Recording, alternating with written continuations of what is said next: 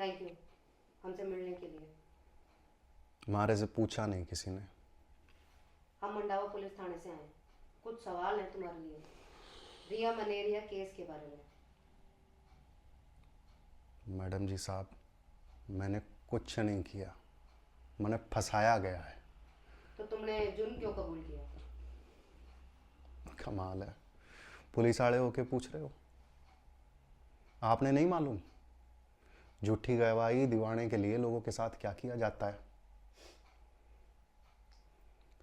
अगले हफ्ते sessions court में मेरा वकील अर्जी डाल रहा है मेरा बयान वापस लेने की। जतिन, हम तुम्हारी बात पर भरोसा करते हैं।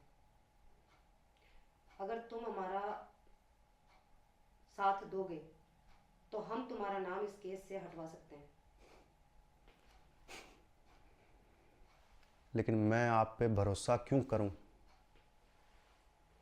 देखो, हमें बस ये जानना है कि तुमने रिया से बहस क्यों की।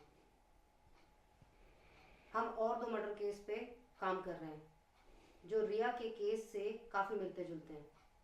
हमें शक है कि इन सब के पीछे एक ही आदमी है और वो तुम नहीं हो सकते, क्योंकि जब बाकी दो मर्डर हुए तो तुम यहाँ अंदर बंद थे। तुम रिया से किस बात पर बहस कर रहे थे? हमने तुम्हारे ऑफिस के बाहर लगे सीसीटीवी की फुटेज देखी है और हमें ये भी पता है कि तुमने उसे तोड़ने की कोशिश की और इसीलिए तुम गिरफ्तार हो गए। रिया मेरे से नाराज़ थी क्योंकि मैंने उसकी दोस्त सोनल की कंप्लेंट नहीं ली। कैसी कंप्लेंट? आप लोग क्यों मेरे पीछे पड़े हैं? मैं वैसे ही उलझा हुआ हूं। हमारा साथ देना ही तुम्हारे लिए यहाँ से निकलने का एक रास्ता हो सकता है।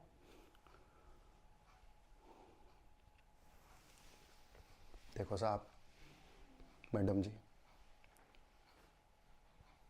मेरी एक लुगाई और दो बच्चे हैं। हम समझते हैं, मेरे खुद के भी दो बच्चे हैं और मैं उनकी कसम खा के कहता हूँ कि तुम हमें जो भी बताओगे वो हमारे बीच में ही रहेगा। मेरा विश्वास करो। सोनल ने एक बहुत ही बड़े आदमी के खिलाफ कंप्लेंट करी थी कि उसने उसके साथ जोर जबरदस्ती करी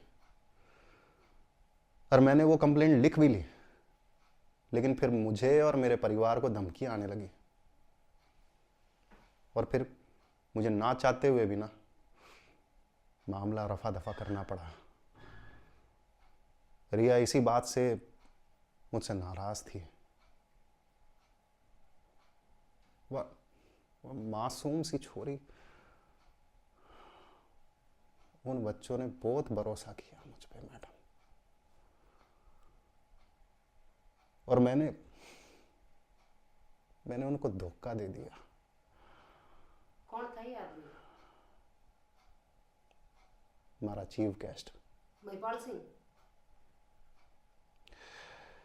रिया के ऑफिस से जाने के बाद मैंने महिपाल से कहा भी कि मैं भले ही चुप रह जाऊं, ये छोरियां ये चुप नहीं बैठेंगी। फिर रिया की लाश हाथ लग गई और महिपाल ने मुझे सीसीटीवी तोड़ने के लिए कहा ताकि कोई सवाल ना उठा सके जिसमें इशारा उसकी तरफ हो।